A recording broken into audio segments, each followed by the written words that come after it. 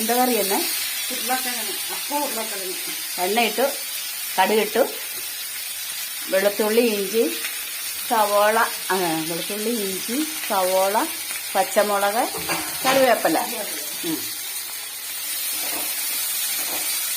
എല്ലാം കൂടെ വഴറ്റി ജനൽ തുറന്നു.